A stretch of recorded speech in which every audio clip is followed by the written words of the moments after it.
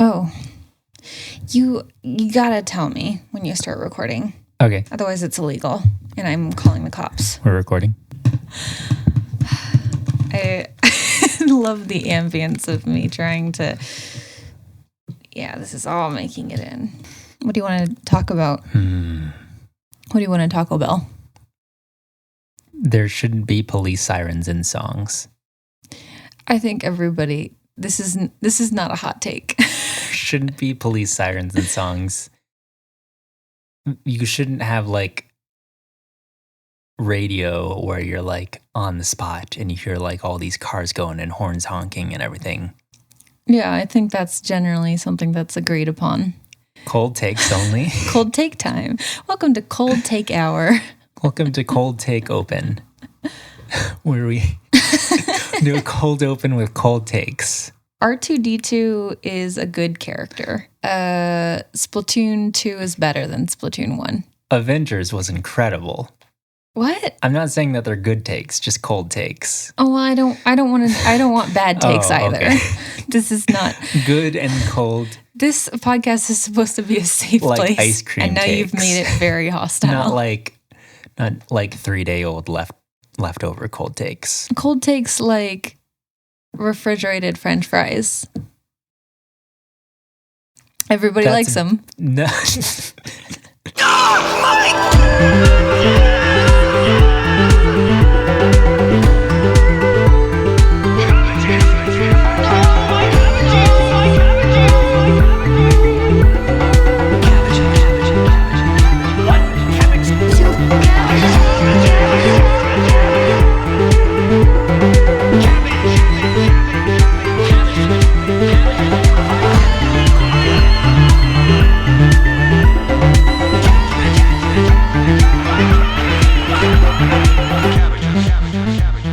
Thanks for joining us on our improv sort of stand-up. Is that not what a podcast is? Yes. Hello, everyone. Welcome to... What are you... Okay. Please do not. Why are you just bringing all of these bad ideas to our good podcast? What if we both said it at the same time and then we made it in like stereo sound? Why don't you just let me say it? Okay. Welcome to My Podcabbages. My name is Summer. My name is Noah. So today we are talking about the Northern Air Temple. It's the 17th episode. This is certainly an interesting episode thematically, I feel. Why is that? Why do you feel that way? I mean, we'll get into it. I just want to like lay down a little like welcome mat, you know, just so everyone's prepared for what they have to look forward to. This is going to be a fun one because Noah and I are both trying to be a lot more efficient with our time in taking our notes. Yeah. So I'm excited to see how this one works out. Little peek behind the curtain. So I'm just going to get straight into the fun facts. I had to dig around for some stuff this week because there wasn't a whole lot that was like specific to the episode. So I found out, I think I had already read this somewhere else, and I wasn't able to like ask a creator to verify or anything, but it seems to be generally agreed that the story of Avatar: The Last Airbender was not originally intended, but like the writers sort of imagine it as being told through Katara's eyes. So she's kind of like the main character. Okay. In a way. Like how she narrates the opening and stuff. Yeah, that's a good point. Yeah, that's probably why it is that way. Okay. I just saw this fact again, like after waking up from a dream where I was Katara and hanging out with Aang, and I was like, oh, this is fun for me. Just because of this very specific dream I just had. Everyone loves to hear about people talk about their dreams. Can you imagine a podcast that's just talking about your dreams every time you wake up? Yeah. Nobody would listen to that. Like it would, like this is the most important podcast for me to listen to. I got to catch up on Summer's dreams. Oh my gosh. That she doesn't even remember at this point. My dreams are pretty good, and I would make a very good dream podcast. But anyone else? Please don't.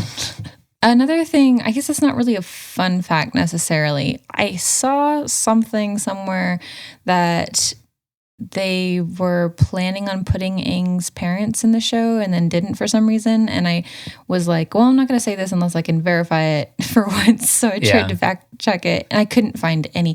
So when I went to, I just Googled Aang's parents and I went through like every link for 10 pages and there is just absolutely no official source of Avatar information that has anything to say about Aang's parents at all. Just nothing. Weird. It's so weird. Like if you even go to Aang's Wikipedia page, you like Control F parents, nothing comes up. Oh my God. It's really, really strange. But that's a little fun thing, I guess. Yeah.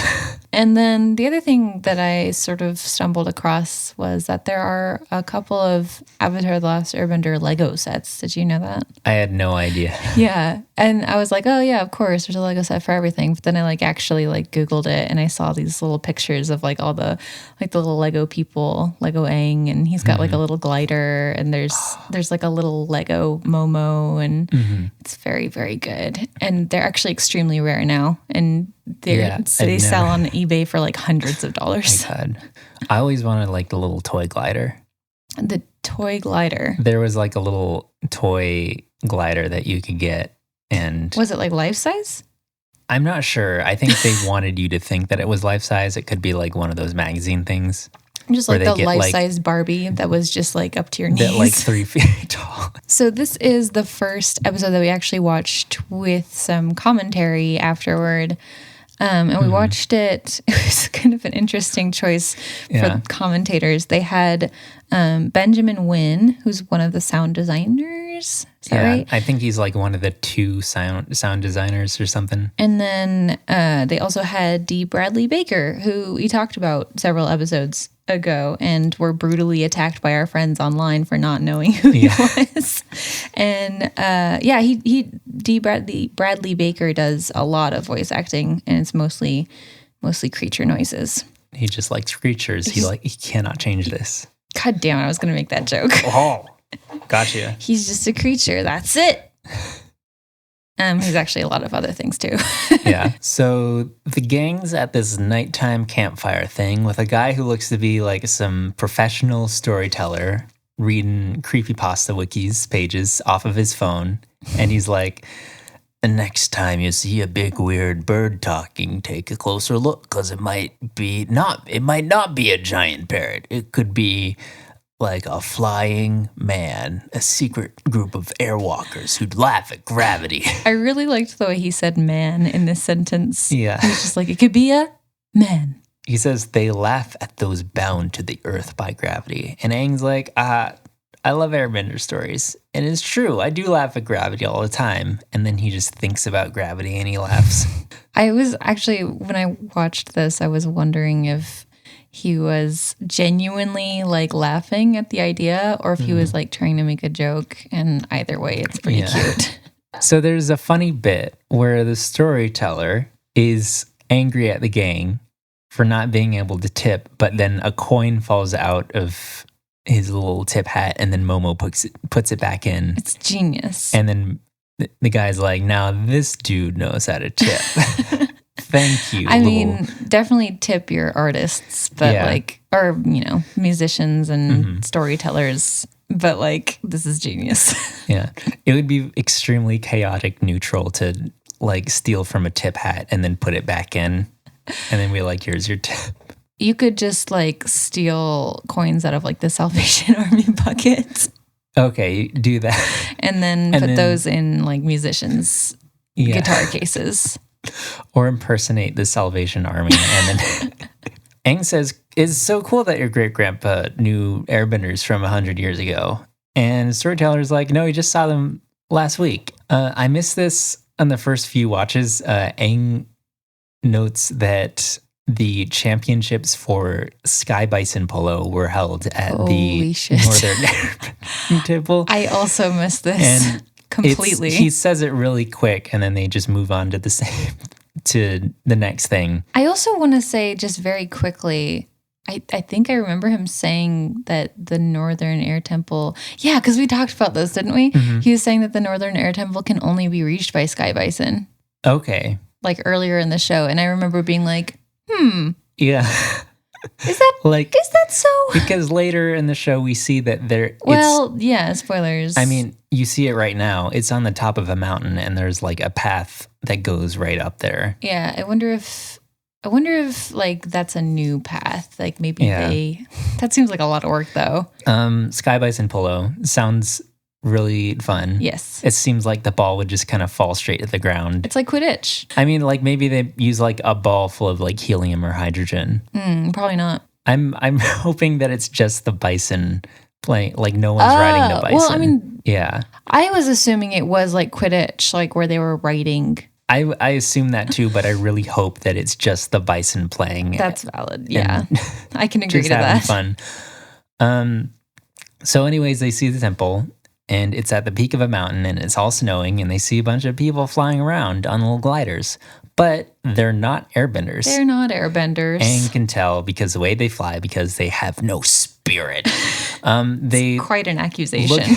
Look, in the sky, a boy, and he flooshes right over them laughing. Katara points out, like, this boy is spirited, definitely.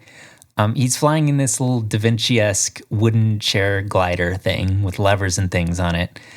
And the boy makes eye contact with Aang, and that means that they have to battle now. Yeah, it's like racing at a stoplight. Yeah. Aang just gets on his glider, and he goes at him, and Appa's getting a little freaked out because there's all these little flying folks around him, so they land before he crashes. And Aang and this boy, whose name is Teo, are going at it like they're trying to catch a golden snitch, looping and spinning around each other. Okay, more Quidditch references. Yeah, more Quidditch references, because people sure do fly in this episode. Teo's like, hey, you're good. Aang's like, I know, but watch this. And he jumps off his glider and does like this wall running, his air scooters on the wall. And Teo, in response, uses some powder in his glider and he does like a little skywriting picture of Aang making an annoyed face. And Aang makes that face. Nice. He really got him. Yeah. He really predicted that that face. Some people take off Teo's glider wings as he lands, and he stays in the chair because it's actually a wheelchair. And he's like, oh shit. Oh wait. Oh shit. This dude's a real airbender. Also, probably the Avatar. I've heard so much about you, Aang, and Sokka's like, that's what did I read? Noah can't even read his own notes. I said, Sokka's like, that's a sweet fucking cat you got there. What? I feel like I meant to write something else. No. Maybe I saw a cat while I was typing this. I do frequently interrupt whatever you're doing to show you pictures of cats. Yeah. So maybe you were doing that thing where you're trying to write. Sokka's impressed with Teo's little glider setup, and he's like, check out the rest of my dad's designs. So he leads the gang inside the temple, and it's been steampunked. There's pipes and wheels and elevators. And wait, steampunked like Ashton Kutcher. You just got steampunked. Ashton Kutcher jumps out and he's like, what am I doing here? How did I become a cartoon? There's pipes and wheels and elevators and steam all over, and Sokka loves this because he's a true steampunker dude. You could call him a steampunk. Sokka's a steampunk. Aang doesn't like this at all. Aang doesn't like it. And Aang doesn't like it. Aang doesn't like this. Aang is not a steampunk. He's looking at a mural with the history of his people. I mean, this is extremely fucked up. Yeah, there's good reason to be upset. Yeah, there's a mural with like the history of his people, and it just has like a bunch of pipes like bursting in and out of it. Like one of the very last parts of his culture that's still there, and it's just being bulldozed over, pretty much. Yeah. Just it doesn't even look like they tried to. I don't know. It's just weird. It's extremely disrespectful. Yeah. There's like this ancient looking statue, and it's just gushing with like oily slime and smoke. Oh, it's and like things. it's a fucking sky bison. So it's even. Oh, it's like, okay, they're like little stylized sky bison. Yeah. So it was like really upsetting to look at. Yeah. And it's got like smoke coming out of its mouth and everything. People live in air temples like this and don't see the problem. So they wander into this walled-in courtyard, and it's got some statues and airbenders there, and it actually seems pretty nice, and it's like pretty untouched here. But then a wall with a statue right next to it gets like wrecking balled. Well, the statue gets absolutely destroyed. Yeah. Like I felt like, doesn't the ball go straight through the little statue's head? Yeah, it goes straight through the statue's head. The wall with it fucking behind it sucks. It's weird. Why would you do this? I don't know.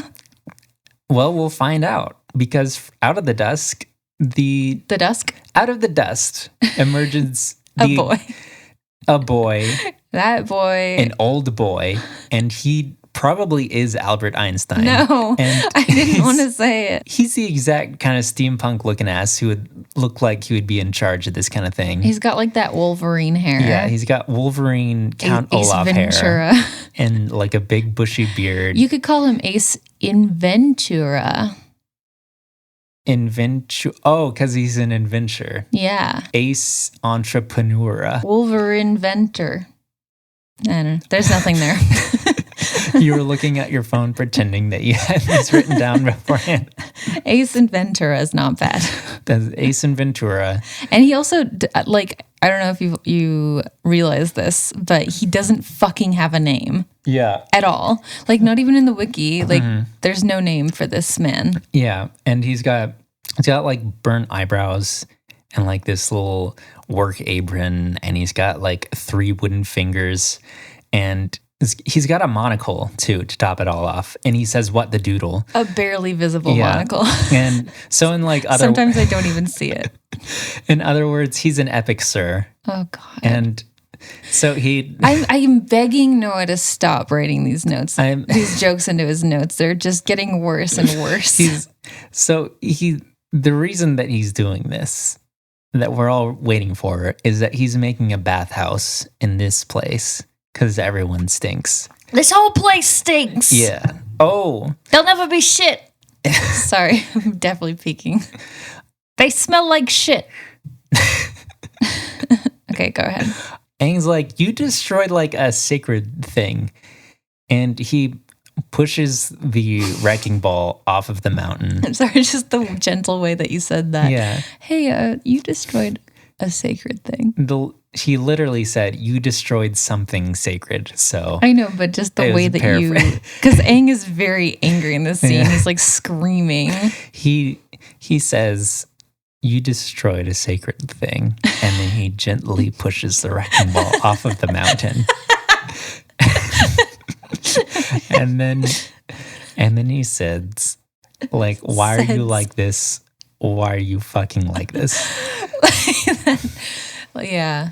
So now we get the epic sir's side of the story. Oh my God. And we can just call him Ace. Ace Inventura says, with his, he's also got like a funky little inventor voice. He explains that a long time ago, him and his buddies were refugees from a flood, and his son was hurt very badly, and his wife died, and then he stumbled across this huge empty temple with a bunch of gliders and stuff in it. And he's like, ooh, I'm going to have a flying son now. And that was literally his motivation. So his son could fly. I can't have a flying... Well, maybe his son is bi, and then he'll have a flying bi-son. Bi-son. Like a biplane. No, bison. Like a fucking bison. Bison. And then he was just like, also, I wanted to be like, shit, let's be steampunk. And then I put a bunch of bikes on it. And that's my story. I thought you said bikes. Yeah. And he defends himself saying that he's just improving what's already there, like as nature does. And I mean, everything is nature when Yeah. you think about it. Aang's like, nature knows where to stop.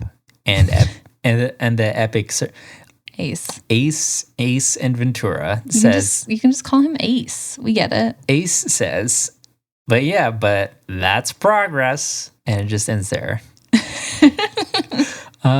He looks at the clock and he's like, oh shit, it's time to oil the pulleys. The clock is just it looks like a stack of thick pancakes with a candle on top. You tell the time in explosions. Okay, yeah. Sokka doesn't get it because he's a normie. Ace shows him that every hour the candle does little bang snap explosions with whatever time it is, clock tower style, and then it suddenly does little 4 snaps. Oh yeah, like a little clock tower chime. That's a good point. And they never explain how he knew what time it was just by looking at it. That's true. He said, look at the time. Well, I mean, they used to have candles like this that have like the little rings, and like depending on how much of the candle has melted, like which ring it's at. That would tell you the time or whatever. But I mean, that could have explained it without the little snaps. Yeah. So I don't know. It's not great. Teo wants to show Aang something. He's like, get over here. I want to show you something. And he pulls him into a dark hallway. And Teo's like, ta-da! And he pulls out a hermit crab. And it's like that scene in the Little Rascals. the only good scene in the Rascals. That's true. It's true. Teo's like, it's a metaphor, you see? And he's saying that even though the temple's different, the creatures are probably direct descendants and they're keepers of the temple's origins. That's something that hasn't changed. And Aang's like, sure, I guess that works. I don't think the hermit crabs really like this situation either. Probably with just like all this oil and smoke. Definitely. It's like, well, our environment, they're supposedly like kind of evolving with the changing environment. But like evolution works by death. Yeah. I mean, yeah. By like low life expectancy. I mean, yeah. And that's I was going to say this is a fun little spot in the commentary because Dee gets really excited about the little hermit crab showing up since he voices it. Yeah. And then he's just doing hermit crab voices for like the rest of the thing. And you can tell that, what's his name? Benjamin he's just like, you can see the weird looks he's giving Dee just through the audio. Then Teo's like, okay, here's one place at the temple that definitely hasn't changed. And he leads him to a CGI door that looks exactly like the one in the Southern Air Temple that Aang opened up with airbending. Mm-hmm. Aang knows he can open it, but he chooses to leave it closed because he just wants to keep it untouched by anyone. We get to a scene where Sokka and Ace are walking into the deep and lower depths of the temple with lanterns filled with fireflies because they're non-flammable. And he shows him a door covered in sticky tack at the edges, and it's a room filled with extremely flammable natural gas. And he's explaining to Sokka that there's been gas leak issues, and they have no way to detect it without just exploding things. I want you to help me figure out my explosion puzzle. Meanwhile, with Katara and Aang and Teo, Teo is teaching Katara how to fly. And Teo's like, you gotta have that feeling inside, that lighter than air. It just takes over when you fly. It's just something everyone has. I like how she's spent this entire time with an airbender who has a glider, and this is the first time she's being given the opportunity to fly. Yeah. Like, I know, you have to be able to airbend to use the airbending gliders, but Aang could just do it. He could just be like, hold on to this and I'll fly you around. That's true. I mean, he's done that a little bit. Has he? I feel like there's a few scenes where he's like, grab onto my foot. That's very true. Katara should probably be like a little used to this by now. But they're with flying like around Aang all the time. And Appa. Yeah. But still, although, you have to like jump off a cliff, it would freak you out if like there's no airbenders around. Yeah. Yeah. Aang's like, oh, that feeling, you mean like spirit. And it like seemed the movie. like the movie. Like the way I feel when I watch the movie Spirit. Just think about how that horse jumps that really long gap, Hey, that canyon. How do people fucking remember the years that movies came out? Because I was going to like tack the year onto that. But it's like, people definitely just make those numbers up, right? There's no way anyone remembers that. I'm going to say 2004. Oh, yeah. Like the feeling that you get when you watch the 2004 animated movie Spirit. Katara jumps off, and Katara's flying now. This is almost like a payoff to the very first episode in the show. Aang is like, this is Appa, my flying bison. And Sokka's like, this is Katara, my flying sister. Aww. And this is Katara, Sokka's flying sister. Aang's flying along with her. And he was like, just make sure to keep your mouth closed because you will eat a bug. And Momo intentionally eats a bug. Aang lands. And he is like, you know what, Teo? You know what? You got the spirit of the airbenders. So I think I can show you what's on the other side of the door. Then Katara eats a bug. Just for fun. Yes. There's a cut to Katara in her room eating a bug. Katara is still flying around because she can't land the glider. And she swallows a bug. That's like my worst nightmare. She's there for like the rest of the show, right? Just flying around. Like the season finale. Oh, no. But she would get like a bird's eye view narration for the rest of the show. In the intro, she's just screaming very in the distance. So Ace is back in his little Inventura room with Sokka. And they're hanging out. Ace is just kind of working on a sketch. I think they're supposed to be coming up with a solution to the gas leak situation, but Ace is just like working on a sketch of some steampunk Airbus for some reason, just completely abandoning this side project. And Sokka was told specifically not to touch anything, and he is touching absolutely everything he can get his hands on. Anything that he can reach, his little grabby fingers going for. Arrested Development voice, touching. Jorgen has us covered for Arrested Development references. Okay, thanks. Yeah. So he knocks over like a bunch of scrolls and a prototype of one of Ace's balloon boys. And a few little eggs with faces fall out across the floor, and one of them rolls away and gets lost. And so they are trying to find the egg because it smells really bad. Mm-hmm. And I was just thinking, it's weird how they can only smell this one egg and only like once it's fallen and rolled away, even though presumably it's been sitting on the shelf with these other rotten eggs for who knows how long. And somehow they can just differentiate this one. It's fine. It's fine. So they use their noses to follow the scent.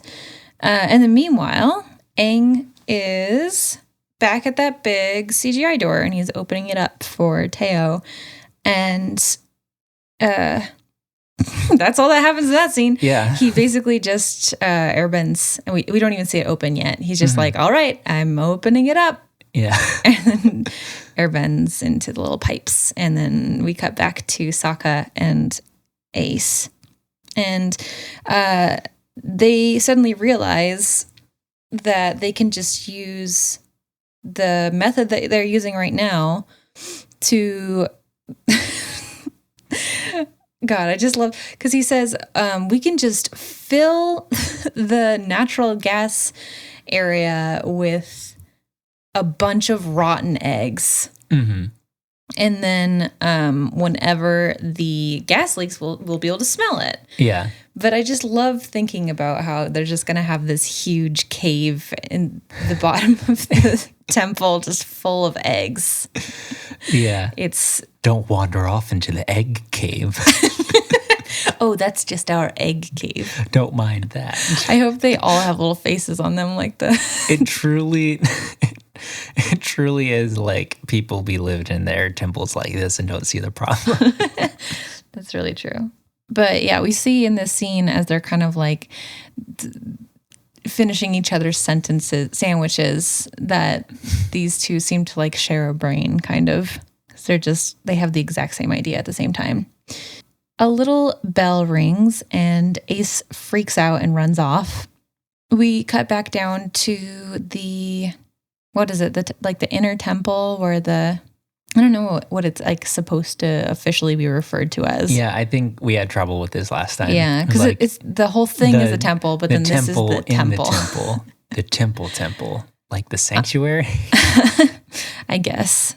Down in the temple, they open up the doors and we see a bunch of Fire Nation weapons. So apparently it has not been left untouched. And the kids are shocked. And Aang is like, "This is a nightmare," which is a line that always reminds me of that one scene in Scott Pilgrim.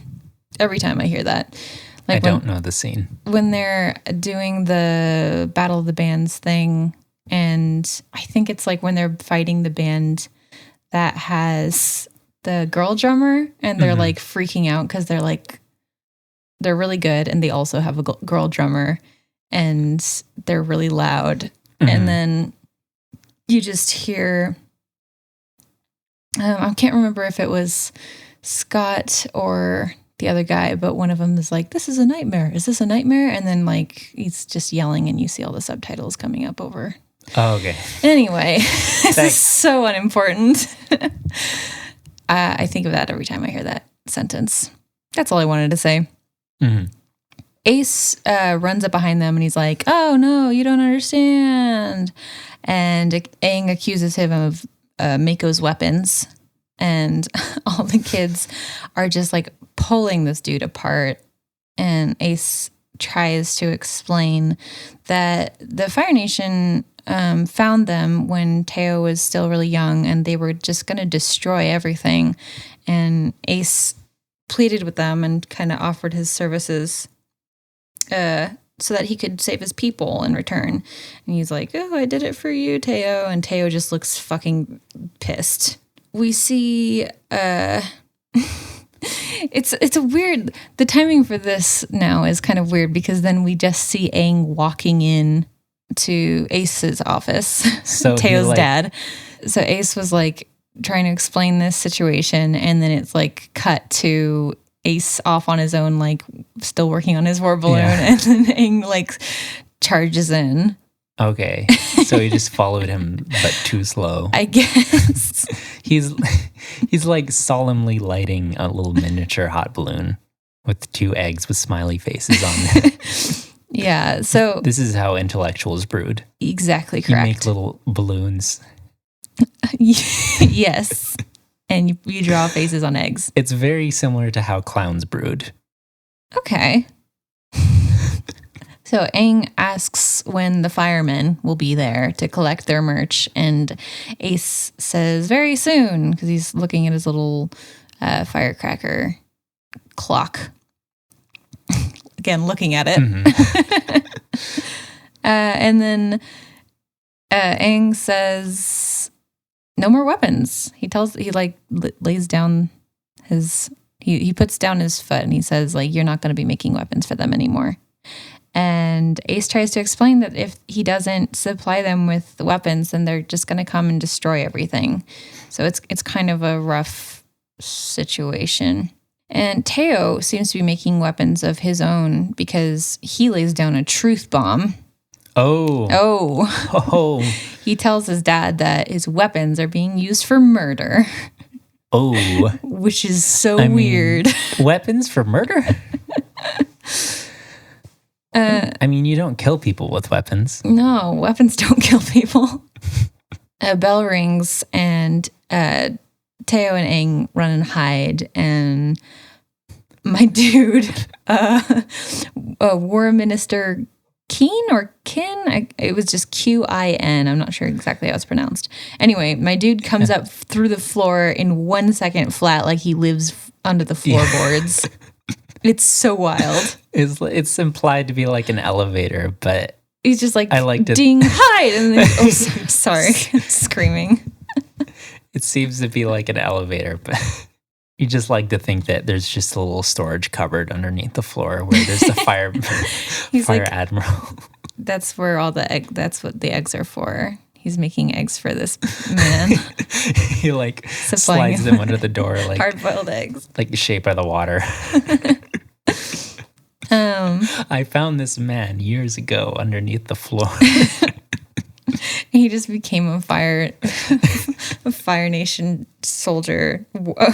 Not only that, a war minister, just because he was all cramped up. And that's how you become a war minister. That's how you become a war minister. This works. Ace is about to lead him to the weapons, and Aang pops out, closes the door really quick, and he's like, "Deal's off." And Fire Guy just repeats what Ace said, like, if he doesn't get his stuff, they'll just burn everything down. They'll just reduce everything in the palace to rubble. And Aang, like, this does not affect him at all. He's just like, well, you're leaving empty-handed. And he's, like, extremely serious about it. And dude's like, okay, but don't say I didn't warn you. And just kind of walks off. Mm-hmm. I'll get back to this, but I just realized something ridiculous. Okay. So Katara and Sokka are outside. They're worried about how they're going to protect the temple from this seemingly very large threat that we just were introduced to. And then Aang just immediately goes from pacifist to like war strategist. Yeah. And he's like, so this is the reason that this is a weird kind of episode, because I feel like the first half, like they had me in the first half. Yeah. Not going to lie. It was very anti-war, anti-violence, like destroying the temple. Yeah. And then suddenly it just switches to like, all right, let's do a war, I guess. Mm-hmm. It's weird. Yeah. It's really weird. I'm not sure. I don't know how I feel about the mess. Well, I know how I feel about the message, and I don't like it. Yeah. I don't think it's very well thought out. We can get to the message when we're there. Yeah, okay. Aang's like, we're good because we got advantage by controlling the skies. And he's like lining up like an air force. Yeah. So Ace wants to help, and they accept his help. So he and Sokka share their little war balloon plan. They invented a little lid with a string for the top so that they can kind of control the hot air that's going into it. And that was like the last thing that they had to figure out with this design, because it was either too much air or not enough. So now they have a fun little solution thanks to Sokka, who's getting a lot of praise in this episode for being a genius, which is wild. You can't really turn it. You can decide whether it goes up and down, but it just can go anywhere. That is a good point. Yeah. Sorry, I'm just like imagining like a whole fleet of war balloons, and they're just all floating in the wrong direction. just all in just like different directions.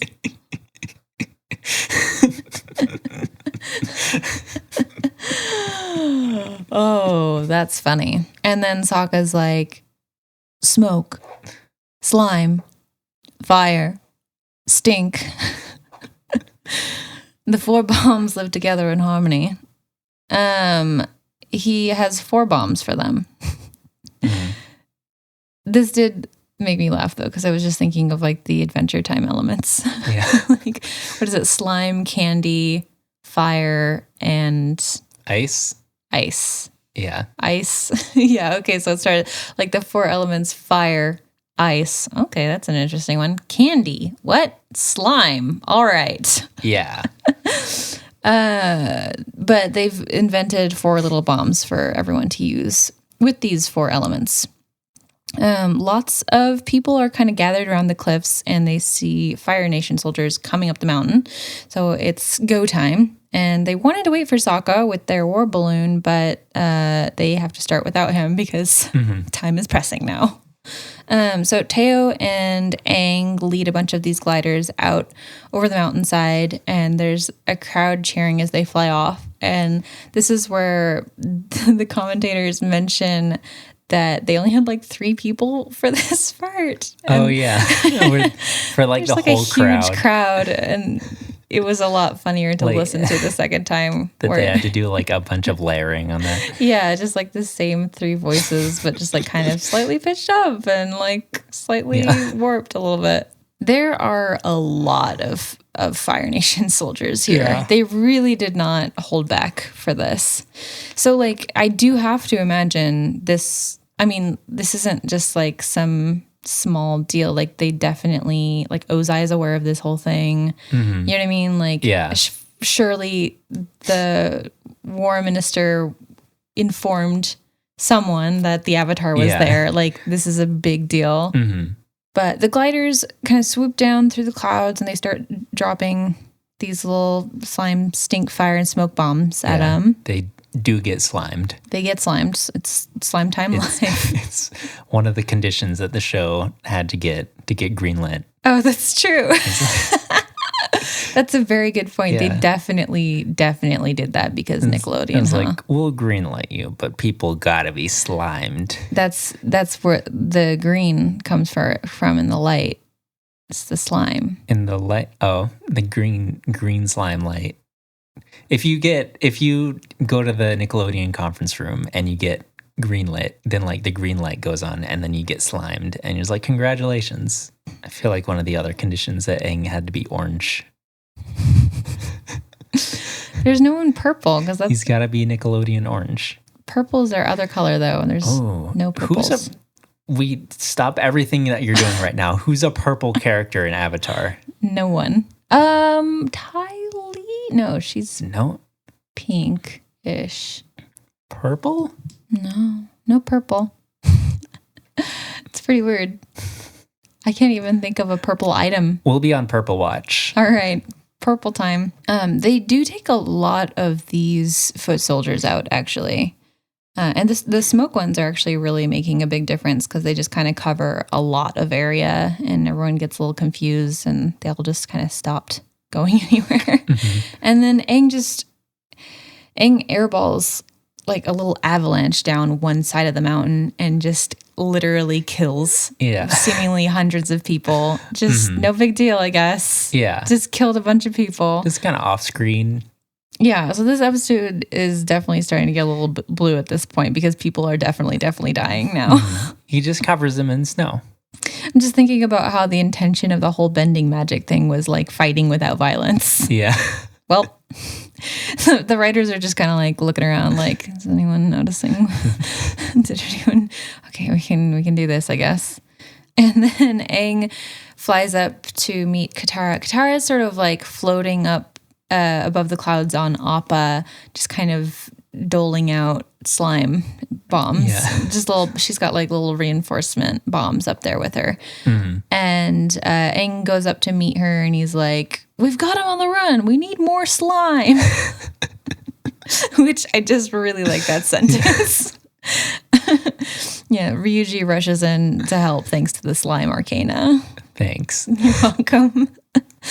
And then we see these huge chains coming up from the clouds, like these big grappling hook things, almost hitting our big Fluffo. But they get these huge fucking tanks start climbing up the cliff on these chains, and Aang sees them and like makes the Pikachu face. Yeah. They manage to pry off a chain or two, but then these things can just shoot unlimited grappling hooks, apparently. Yeah. And they can like flip upside down. Yeah. Things. I was going to say, they have like that fun thing that like some Hot Wheels used to have where you can like flip them over and the body just kind of rotates and they keep going. Yeah. It's good. It's bad, I mean, but. Yeah. That was fun. One of the BattleBots that I did. Oh. That we used a little remote control car with. That could flip over. Did you ever have, like, I don't know if we've already talked about it. Would be wild if we've already talked about this on the show, but did you ever have shock tanks? No, and I don't ever want to use them. I honestly feel like this is something that may have already come up, but I'm going to bring it up again anyway. Okay. We used to have, my siblings and I had these absolutely cursed devil Satan toys that literally deliver to your hands an electric shock every time you shoot one of the other tanks. Like if your tank gets shot, then your controller electrocutes you. Imagine if they did video games like that. No thanks. I'm sure that they tried, and then like they were in the room and they all looked around at each other and they're like, "What the fuck are we doing? We need to burn all of this immediately."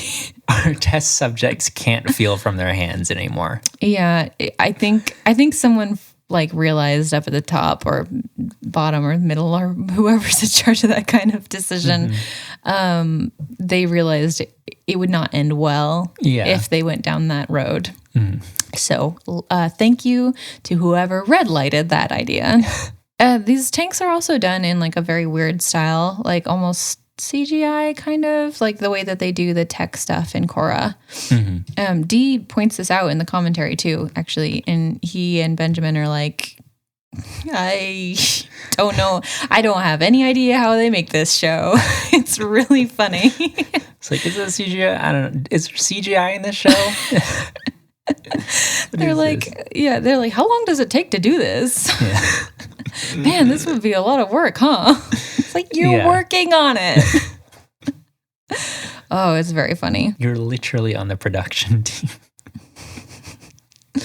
So the tanks crawl up to the temple, and now they've got flamethrowers shooting fire at everyone. Actually, I think it's like they have like little holes in the top of the tanks, and then they just kind of firebend out of them or something like that. It's kind of like firebending out of like a car window. Yeah. It's like really narrow or something.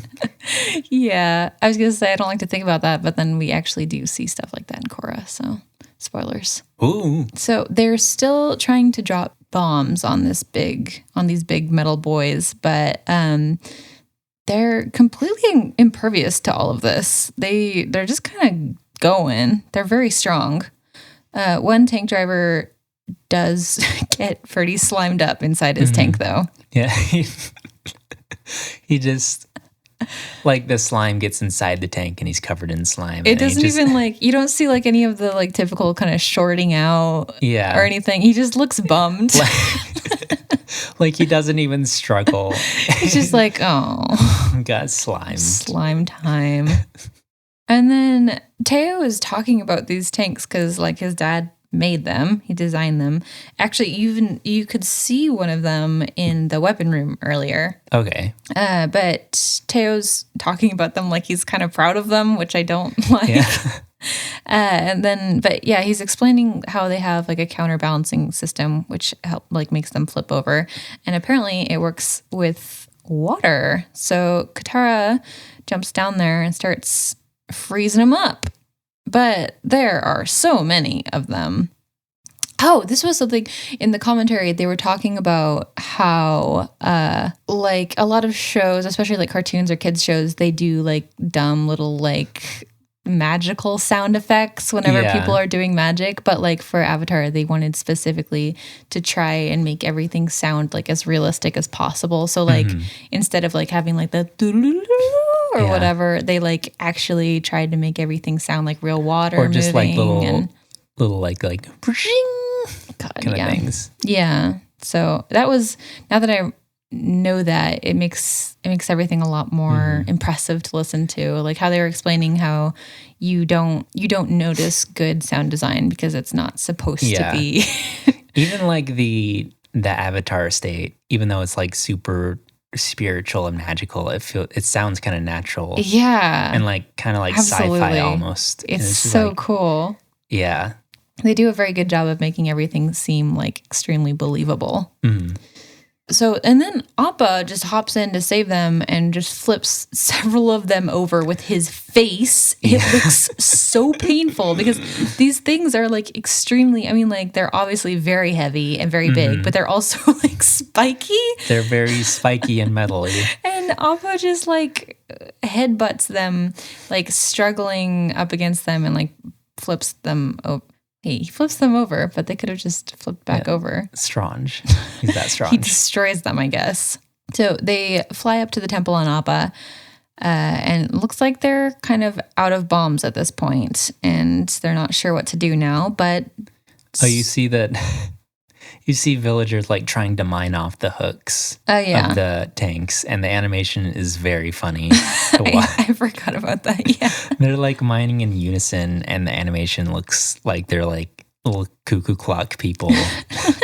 Just kind of like bending up and down. Yeah. But then Sokka appears with their war balloon and these enormous slime bombs.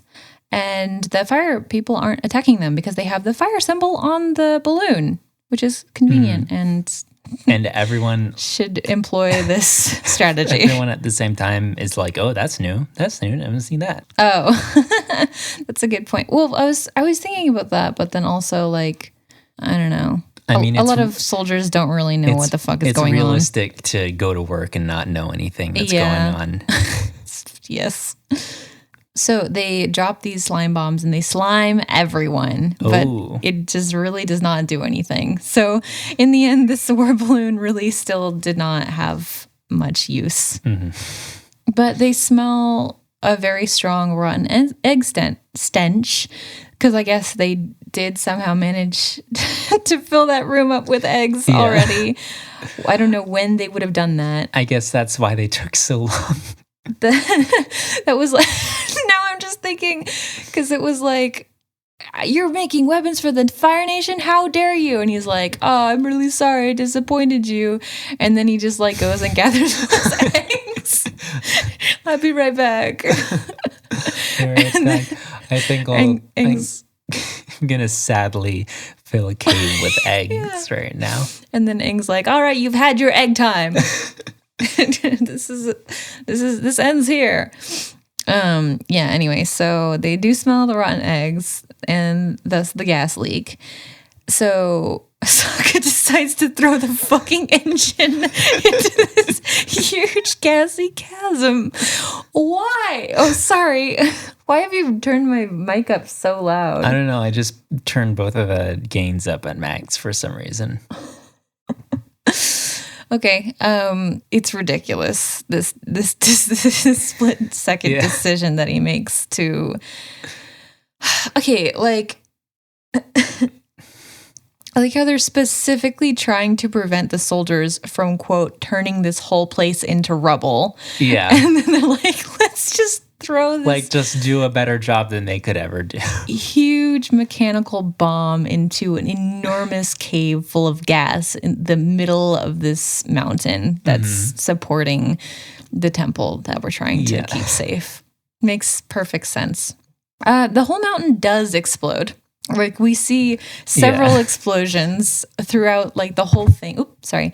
We see several explosions, like, over the whole thing. We see them up, like, we're very zoomed out. We see them on the mountain. We see them on the temple. And then the whole place is fucking covered in smoke. And somehow all the smoke settles, and somehow all that has happened is that the bad guys have disappeared. Yeah. The mountain looks fine. The temple looks fine. All the good guys, fine. Bad guys, though, they're all gone. Yeah. All of the tanks that were on the chains have fallen. So Sokka just also murdered some people. Yeah. That's fun. And then with 0 beats wasted, everyone who didn't get blown to smithereens just immediately turns around and starts walking back down the mountain. Yeah.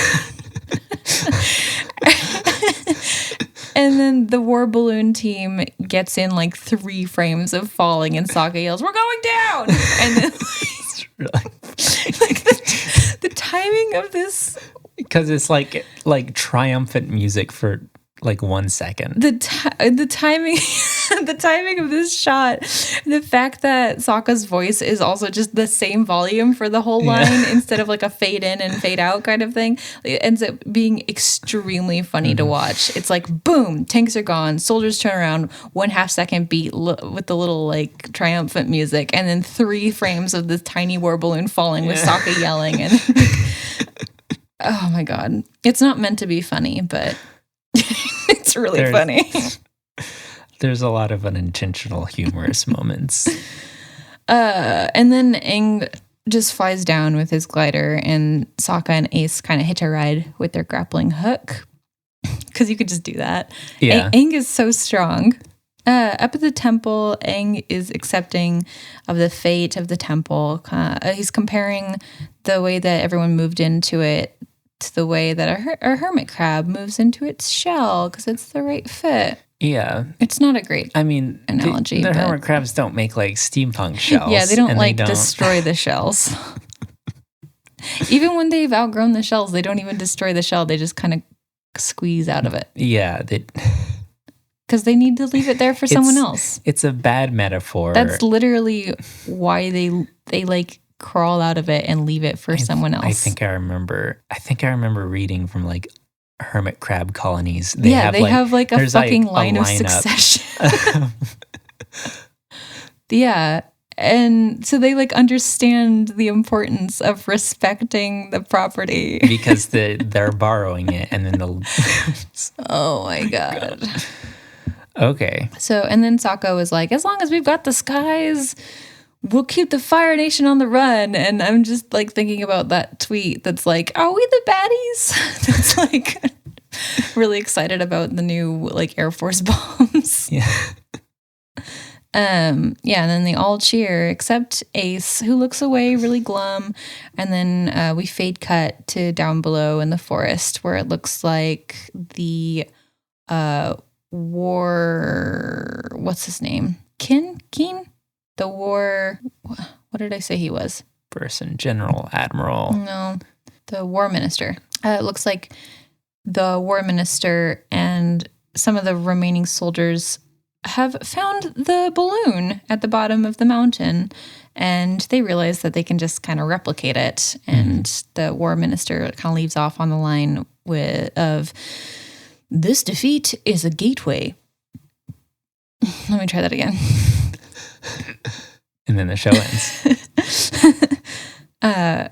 And then he says, this defeat is a gateway to many victories. Very ominously. With the power of balloons. And true. Yeah, and we just like the screen fills with the ballooning with the little Fire Nation logo. Mm-hmm. Yeah. Yeah. So that was quite an episode. Yeah. Quite an episode. What did you think of it? Well, I already told you how I felt about it. How about you? I like the episode. Not quite a fan of the message. Yeah. It was a fun episode with like a lot of good like sentiments sprinkled in, but like the overall message I felt like it missed the point. Yeah, don't do that to old places. Yeah. You can live anywhere else probably, or just I mean, I understand. So it does feel kind of like don't put too much sentimental weight into material goods when they can, especially when they can help someone else. Mm-hmm. Like that message, it's going somewhere. I see that part of the sentiment. But I feel like they could have gone a little bit further in having a good message about appropriation, and they chose not to go that direction at all for some reason. Yeah. I mean, they teased toward it, and then they just abandoned it. Yeah, they could have just decided, be like, oh, we'll like take this all down and kind of like restore it. And like modernize this in like a way that's without destroying it. Like we can build a bathhouse without destroying the walls of everything. And like just because it's more convenient doesn't mean that you should just do it. Yeah. But like the message about like, I don't know, because it didn't feel like they tried. Oh, here's what I was going to say. Okay. Here's what I was going to say. I was going to say that earlier in that very funny moment where all of the bad guys disappear and then the rest of the soldiers just turn around and walk away. Mm-hmm. They knew the Avatar was there. That's true. Why didn't they press forward? I'm sure that they would have. I mean, maybe they assumed that the Avatar caused that explosion and then are like, we need more backup. Oops, oops, oops, oops, oops, oops. I guess. I don't know. Like, it just seemed like such a quick decision to turn around. Like they didn't even say like, stop this fighting, especially because they like their threat was, we'll destroy the temple. So it's not like they really thought that they were going to be destroying. I don't know. Maybe they thought it was like a natural explosion. Yeah. Like, it was just, oh, this is not a place we want to be battling. It's kind of like a volcano. Especially with fire. It's a volcano, but no lava. I'm about to ask you some questions about a thing. Are you ready? Okay. How many questions? 20. Okay. Exactly 20 Exactly questions. 20. Let's go.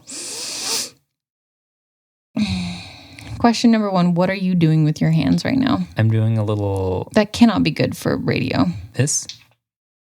Okay. Question number 1. Well, there's someone drilling a hole in the ground outside the apartment now. Okay. Question number 2. May I use the bathroom? Yeah. It's slime. Question number 3. Can I put it in my lap and pet it? Yes. Oh, is it the little hermit crab? No. Oh, God damn it. I lose once per game. Question number... I don't know. I've already lost track. Should I poke it? Yes, you should. Whoa. Could I keep my money in this? Yes. Would a cat sit on this? I'm not sure. It seems like a cat would sit on anything, but I wouldn't expect it to be a thing that a cat would be drawn to sit on. Okay. Would this be something that would be out of place inside of a dollhouse? Yes. Would it fit in a dollhouse? Yes. I have no idea what it is. Is it organic? I don't know. Is this only present in this episode? It could be in other episodes, but I don't remember it. Is it heavily featured in this episode? Yes. Why is there so much noise? Would it fit comfortably in the dollhouse? Yeah.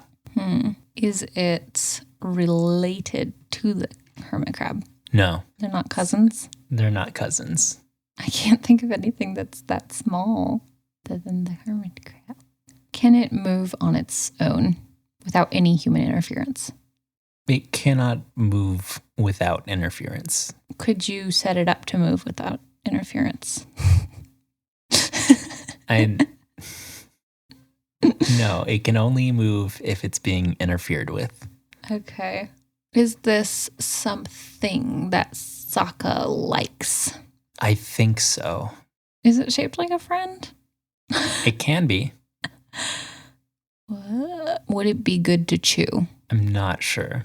I feel like that would be sort of a controversial question. I feel like if you put out a poll, it would be like 50-50. Do you know what this is made out of? No. Can you open it? In a way, yes. Is there something inside of it? No, but you can put something inside of it.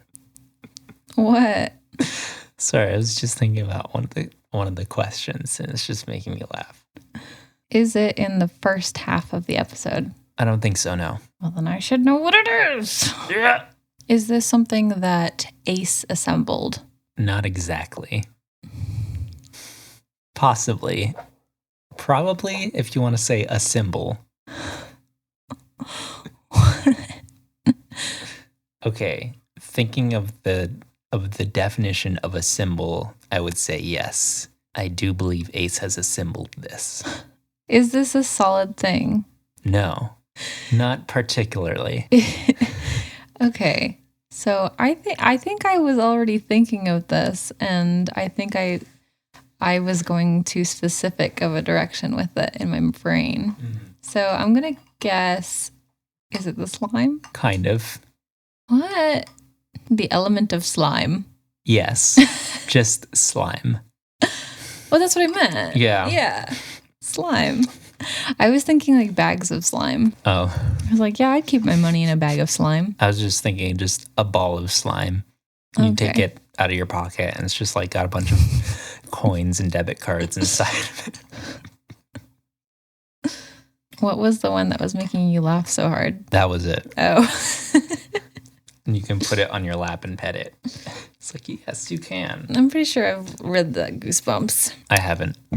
Okay, I have one. Question number 1. Should you chew on slime? That's not. I just want to know what your take is. Just depends. Because curry is a slime. Curry is a slime. Yes, you should chew on slime. Well, chew on the curry, maybe no, but if it has something in it, then sure. Yeah, you can chew on it. Mm-hmm. My thing is the little eggs with the faces drawn on. Is it only one color? No. Does it have a color? Yes. Yeah. Is it physical? Yes. Is there only one? No. Can I buy one? No, not this one. Can you buy one in the Avatar universe? No. No, you cannot. Is there a fixed amount? Presumably. Okay. Well, I wouldn't say fixed. No, fixed is not the right word. Okay.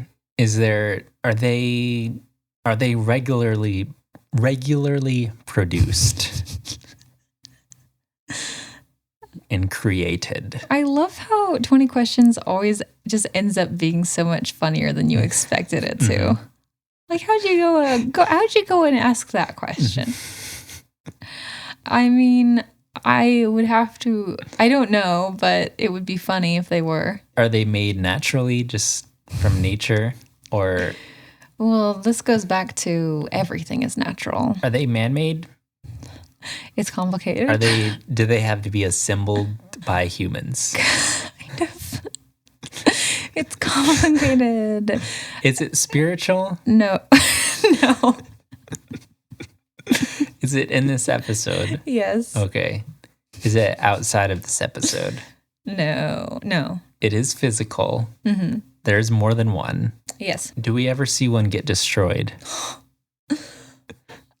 We don't, but we don't see one get destroyed, no. Is it a friend? Yes. Is it alive? No. Is it shaped like a friend? Absolutely. Ooh.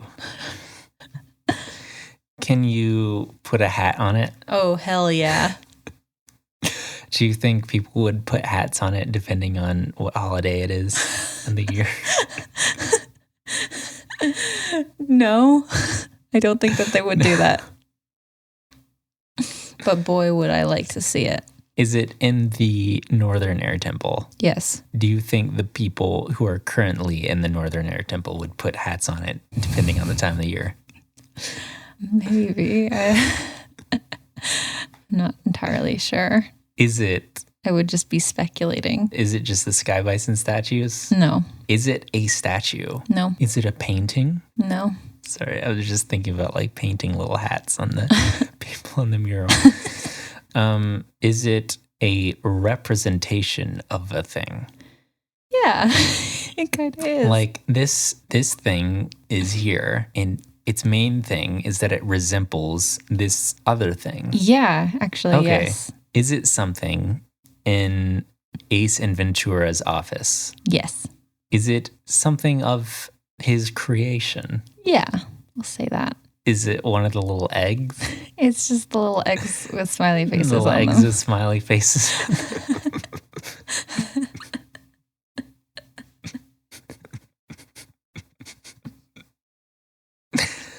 Thank you. You're welcome. Like, is that man-made? Without the face, it's just an egg. Are Easter eggs man-made? It's like, was this produced naturally? Like, I don't know how to answer that. Okay, now it's time for some other questions from the avatarspirit.net forums. Hell yeah. Generic fan asks, whatever happened to the Fire Nation balloons? They end with the Fire Nation taking one and only one made, and that was it. When are they going to use them? When? So impatient. This person has like bloodthirst. I don't remember when we see them, but we definitely do. This isn't a question, but this was funny also. Okay. Deck, like DECK. Uh-huh. Their status is on probation, and it just says, cool fight from Zuko and that guy who lost. Thanks, Deck. Wrong air temple. Chaos Flame. Chaos? CHAEOS. Look, spelling is hard. Flame has a wondering, saying, I was wondering how the mechanist opened the sanctuary door. So they're calling it sanctuary door to hide the cache of Fire Nation weapons, seeing as only an airbender can open the door. He's an inventor. Yeah, that's his whole thing. He made a contraption. He made a fucking. He just blew blimp. He blew on it real hard. Yeah. He made a fucking dirigible machine. He can do anything. Mm-hmm. He can do anything.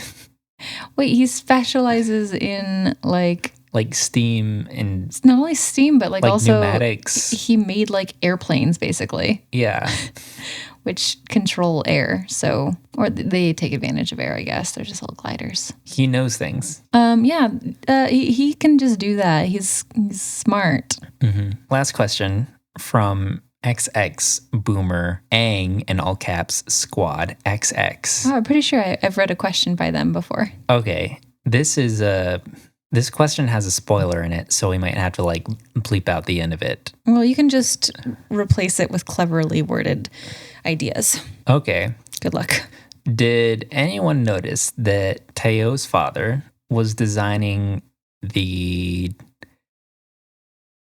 Fire Nation's brill? Excuse me?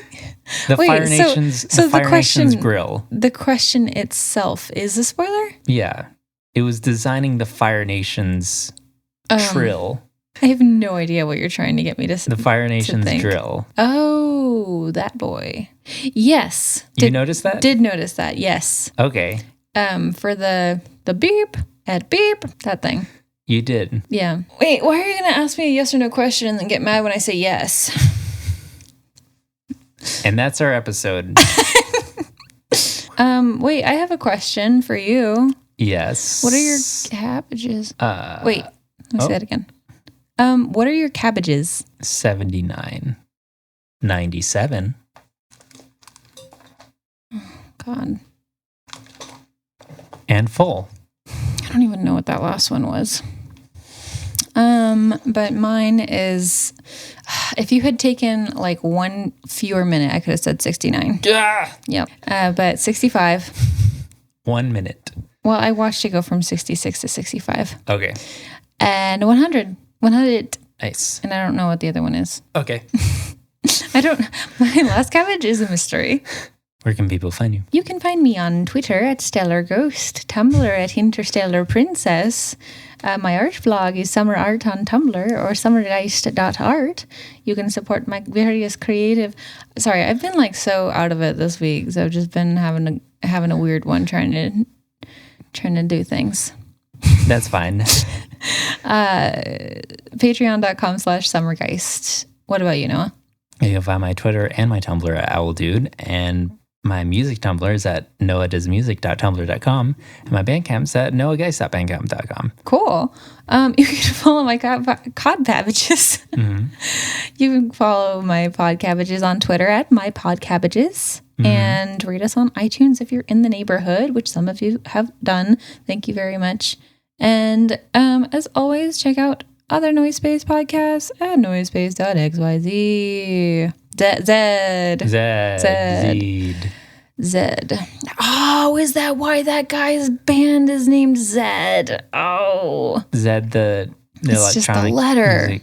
Oh, Zed. How cool and but minimalistic. It's Zed.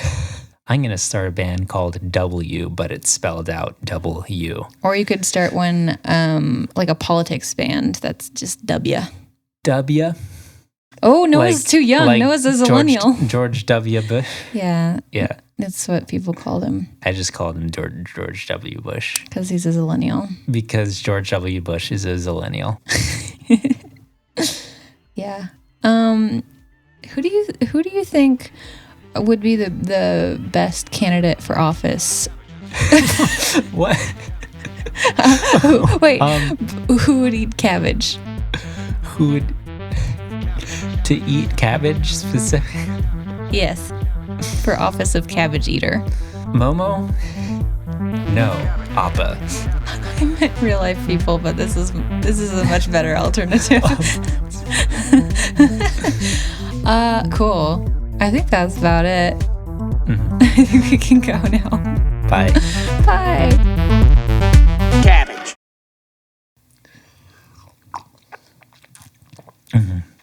But it did the thing where the wings pop out and You're stuff. gonna have to take that again because that half of that was you drinking water and the other half was just mumbling.